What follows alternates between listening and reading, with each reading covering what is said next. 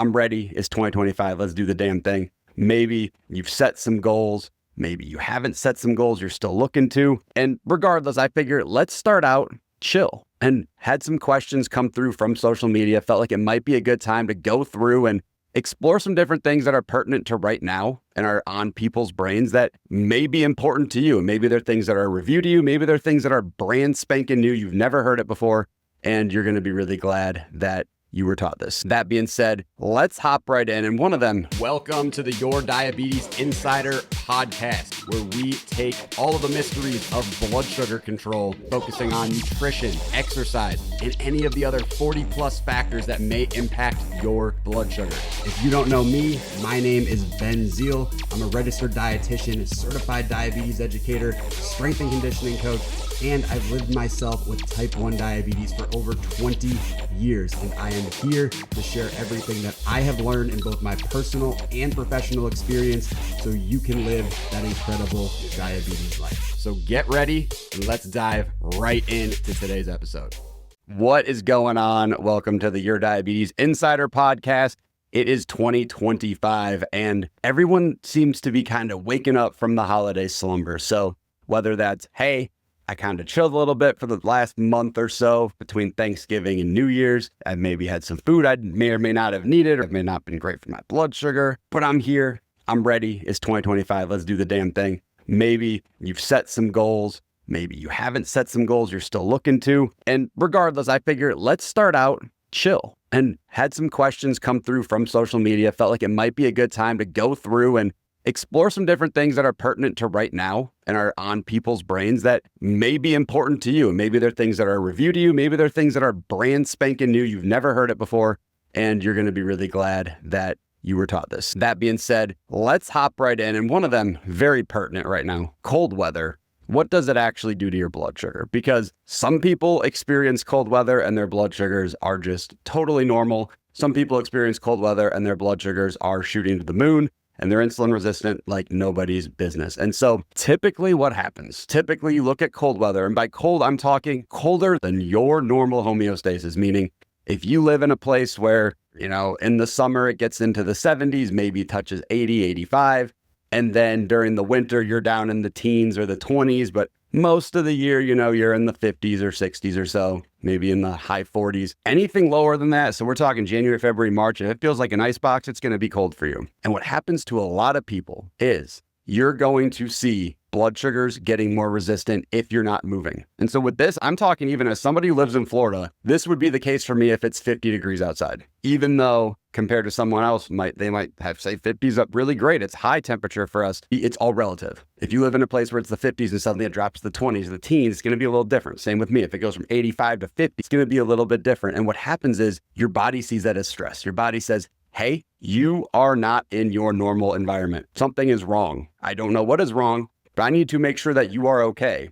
And I am going to see you as under duress until otherwise demonstrated. And so as a result of that, a little bit extra stress on the body, a little more effort to keep your body warm, and you may end up insulin resistant. So whether you're type 1, and that means more insulin, more basal, more bolus, of course, consult your care team for that. Or type 2, where maybe you need an entirely different dose of your meds. Maybe you just need I'm trying to say like 3 sentences at the same time, but it's really hard to say that. It doesn't work like that. If you're type 2, maybe just a modification of your medication, again, with your care team to make sure that is done smart and that is done in a timely fashion. But the other thing for cold weather is if you're really active and you're outside, you can crash way faster. And you might be thinking, well, that doesn't make any sense. You just said I was going to be resistant. Right. If you're sitting on your butt or normal life, you may get more resistant. If nothing changes, if you take yourself right now, your normal environment, and you drop yourself in a place that's 30 degrees colder, or, you're in the north or the northeast and it's winter and it's freezing out compared to your spring or summer, you will be resistant. Now, if you start getting more active because your body is working harder to keep yourself warm, that is going to lead to a huge amount of insulin sensitivity. Of course, on top of the fact that you're exercising anyway, and your blood sugar may crash. So be aware of that. It can be a lot more noticeable if it is cold outside. So that's a big one. People don't really talk about that. I don't know why. People might notice it anecdotally here or there, but they don't really put their finger on it or their thumb on it. I don't really know what's up. No, it's the same for the majority of people, and converse occurs when it's warmer than your norm. So if you're from up north, you're coming down south, it can be the opposite type of thing. So be aware of that and make sure you have a game plan with your care team. It is something we go over with our patients with regularity because it is so important at the end of the day. Next one, questions. Why does my blood sugar act differently when I have beer or wine versus liquor? And this one's interesting. This one's probably, relative because New Year's and people might want to drink, and maybe it's a Saturday and you want to have a couple drinks with your friends, you go out to dinner, you want to drink with dinner. And with this, again, everybody's different. And I feel like at this point, if you've had diabetes for more than a couple of weeks, you probably know to a degree, everybody is different. Things will respond differently. Cold weather thing may not hold true to you. It probably will, but it may not. Same thing with the alcohol that I'm about to talk about. More often than not, beer and wine, because there is a carb content to it, it can cause a rise in blood sugar. It can. It doesn't mean it necessarily will, because there's not a ton of carbs. There's enough carbs where it can be substantial, especially if it's a heavy beer. Think of one of those heavy lagers that's got, 250 calories in it, mainly from the alcohol. There's going to be a decent amount of carbs in it. So you have to be aware of that. You can't just say, oh, alcohol is all free, not dosing, not doing anything. You have to pay attention to that. Now, on the flip side, liquor, vodka, rum, no carbs, and because your liver's detoxing them from your body as it processes it, your liver cannot dump glucose to save you in the event your number is going low, which is why I mentioned glucagon is useless if you've drank alcohol. So if your number starts getting dangerously low, it has to be orally ingested glucose. There is no glucagon backup in that situation because your liver is really dumb. It just says, I'm doing my thing. I'm detoxing alcohol. I can't do anything else. And that's it. So you don't want that to be the case at all. However, again, some people have different responses to alcohol. Some people go down with wine. Some people go down with beer, especially the light beer. Some people go up. It's all dependent on the person, what you're drinking, and the situation. Are you drinking, you're about to go out and you're pre-gaming, you're in college, or is this something where you're having a drink with dinner? It's all dependent on the context as well. So recognize that is a thing you have to pay attention to, but more often than not, again, it's typical trends. We don't go over the trends for every single person because I can't do that. I wish I could, but more often than not, beer and wine can cause some sort of rise. Mixed drinks, because there's probably sugar, absolutely can cause a rise. But then liquor itself can cause an absolute crash a few hours later.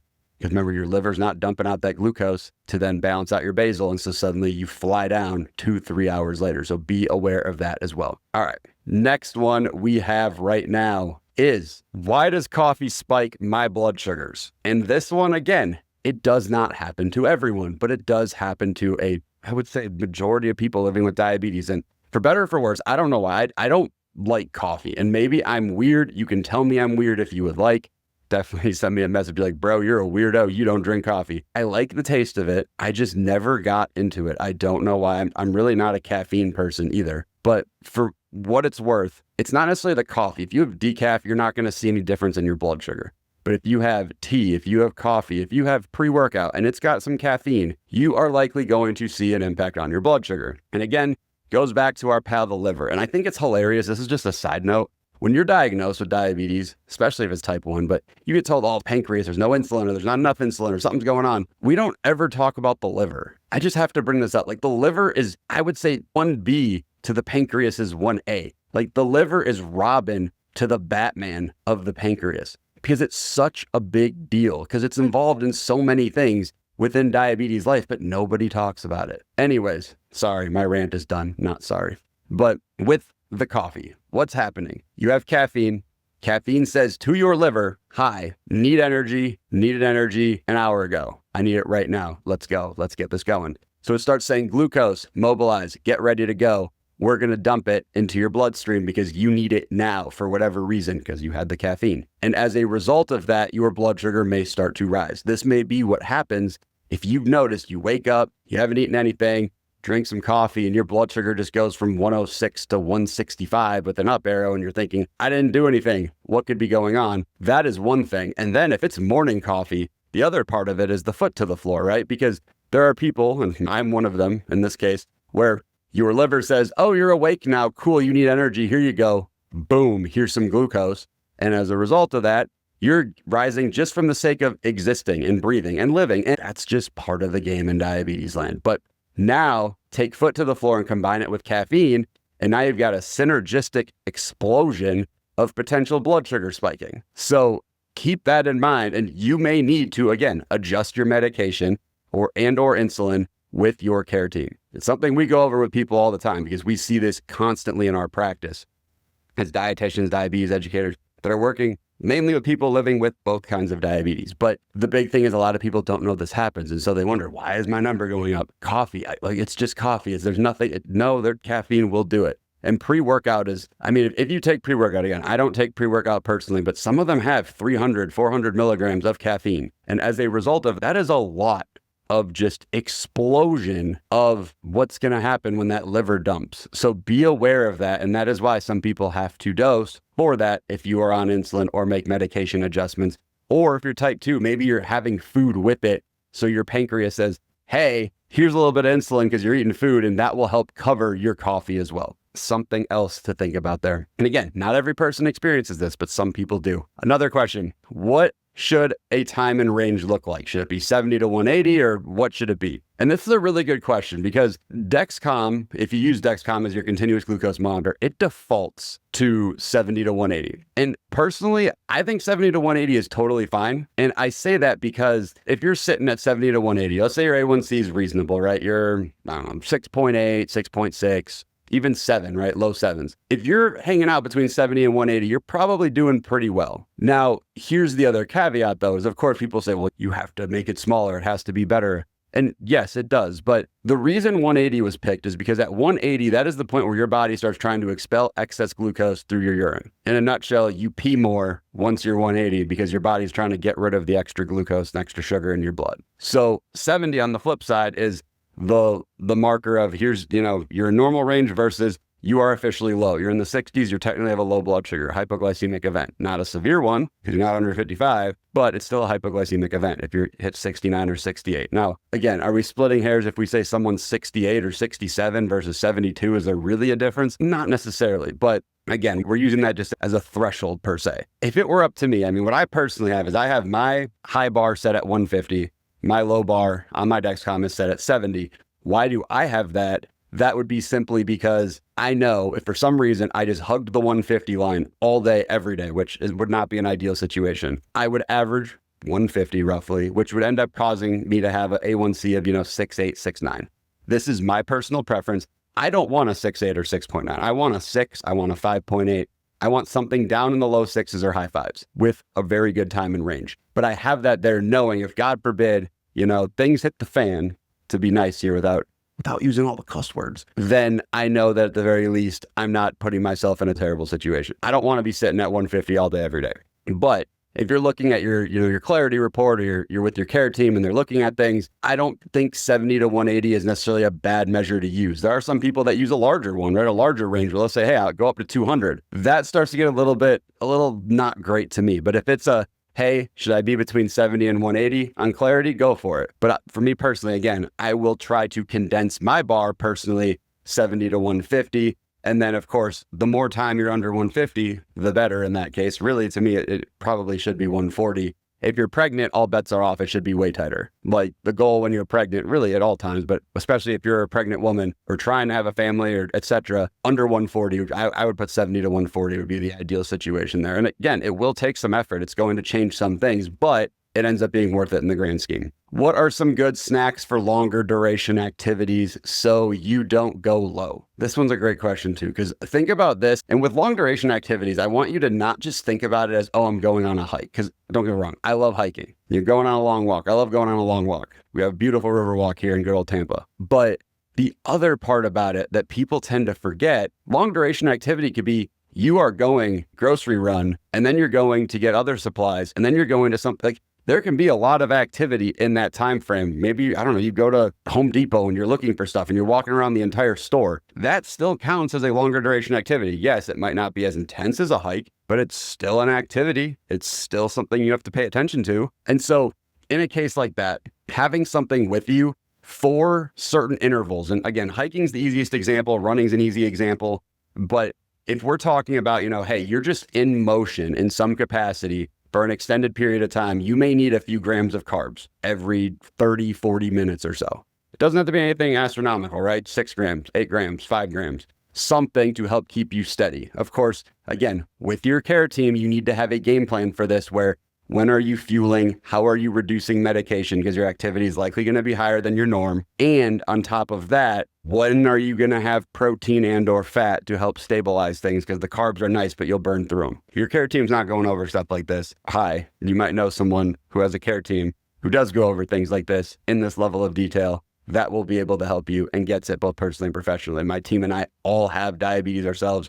We're all dietitians, we're all diabetes educators, and we all have exercise backgrounds. We're happy to help. So if that's you, holler at me on social at Man of Zeal. But that being said, right, with the longer duration snacks, I like candy corn. I like gross, really fast acting carbs for those short little bursts of, 6 grams, 7 grams, 8 grams. Now, when it's, hey, I need the protein periodically, I like protein bars because they're convenient. And more than likely, it's a longer duration activity. You're not going to be like, oh, let me go stop and just unwrap a gigantic chicken Caesar wrap. You know what I mean? Like, you're not going to just stop and do that. You probably can't. But even if you could, if you're like, oh, I'm hiking and I have a big old backpack and I'm going to have a big old sandwich, like at that point, just stop for lunch. You know what I mean? Like, you can have that, but I'm talking about little tiny things to have while in motion, while in transit. You are not looking to have an actual sandwich or something of that same realm while you are in motion. You're looking for quick, easy, and light on the stomach. So that's why I personally like the protein bar option too, when the protein is needed. But if it's, hey, I'm going to be out and about for an hour and a half, maybe halfway through, you're taking a few grams of carbs. Of course, you've adjusted your basal rate if possible ahead of time